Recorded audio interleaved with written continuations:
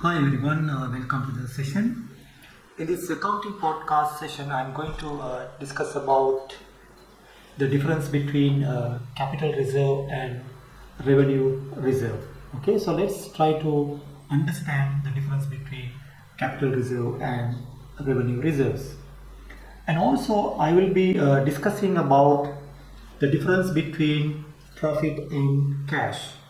Okay, so often these two terms are mixed up. Some people think when you make a profit, it should reflect in the cash. Okay, so I will try to clarify this misconception in this session. Let's stick with the session until the end. I will try to sort out this misconception. Okay, now let's look at the difference between capital reserve and revenue reserve. Okay, so let's try to understand the difference between these two concepts. Okay, so capital reserve and revenue reserve. Now before that, we have different types of businesses. Okay, so namely sole traders, partnerships and limited liability companies. So these are the main categories. So I'm not going to discuss about other categories for this topic purpose. Let's stick with these three types of businesses. Okay. Now, first, let's look at a sole trader. When you take a sole trader, let's say he earns a profit in a particular financial year. So this profit is shown under the heading of capital account, right? So that appears in the statement of financial position or the balance sheet under the heading of capital. So when you take a partnership, so partnership also the profit is transferred into the current account of the partners. Okay, so which eventually will appear in the equity section of the statement of financial position. So when you take a limited liability company, okay, so limited liability companies, any profit that are not distributed to the shareholders as dividends, okay, so are transferred to retained earnings or reserves. Then these accounts appear in the statement of financial position, and it is shown below the share capital, much like the profits appearing below the capital in sole trader's statement of financial position. So basically, the limited liability company profits will be captured, will be categorized under the heading of the equity capital. Okay, under retained earnings. So retained earnings will be part of the share capital. Now, basically,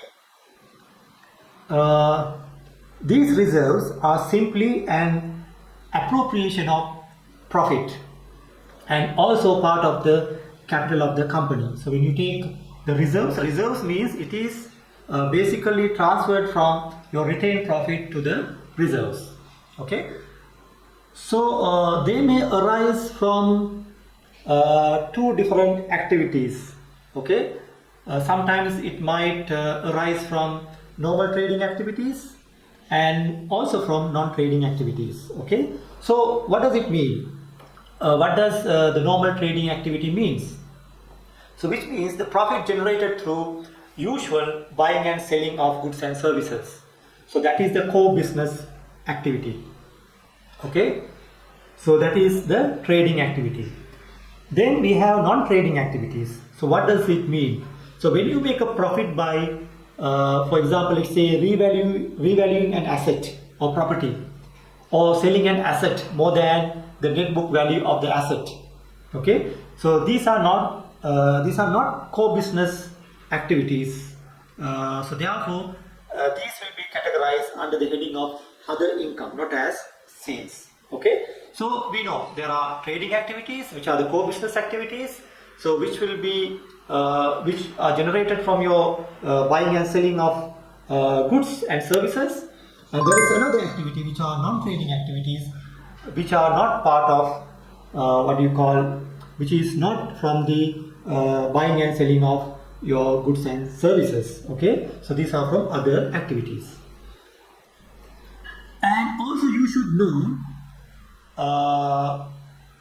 should know that the reserves are not cash or cash equivalents. Okay, but it's a profit. Okay, it's a retained profit in the business. So this basically you need to understand very clearly the difference between cash and the profit. Okay, it is often thought that if there are profits, the company can pay out increased dividends. So this is not the case. Okay, so basically these reserves will be invested in non-current assets for future growth of the company. Therefore, these are not liquid enough to be used for payment of dividend. Okay, so these are not liquid cash. Okay, these are reserves. Okay, so these reserves always cannot be used to pay dividend. Okay, so there is a reason for this. Okay, so let's look at, as I told you earlier, the difference between profit and cash. Okay, so what is the difference? So basically, let me explain you this further about the difference between the profit and the cash. So you may be having a profit of, let's say, 10 million and cash amounting to, let's say, 15 million.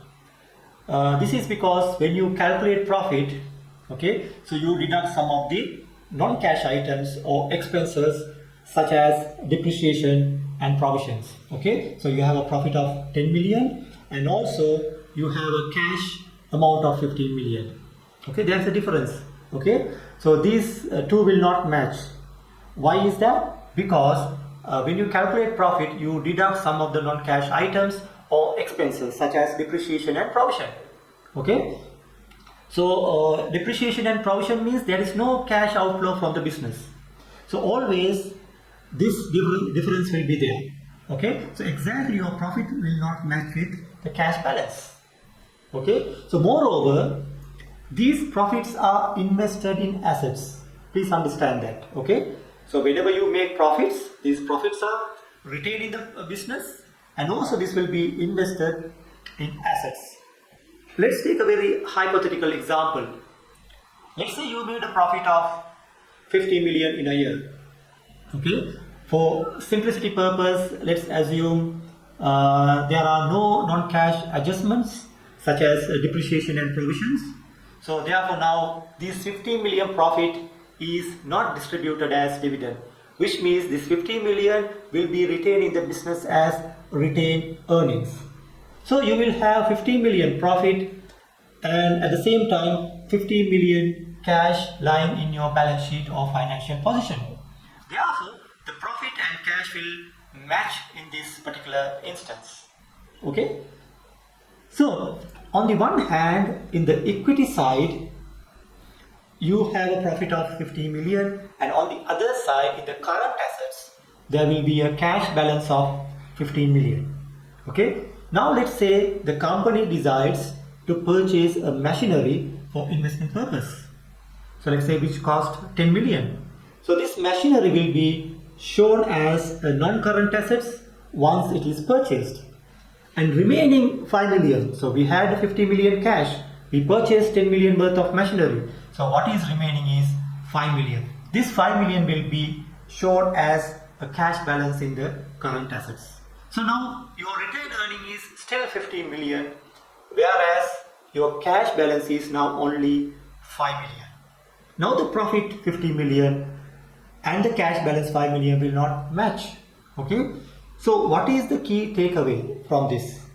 So whatever the profit the company earns by a company, if not distributed, will be represented either as a current assets or non-current assets. So in this scenario, company earned a profit of 50 million, which is now represented by the purchases of machinery 10 million and cash 5 million. So therefore, always profit not equal to cash balance. I hope this is very clear now.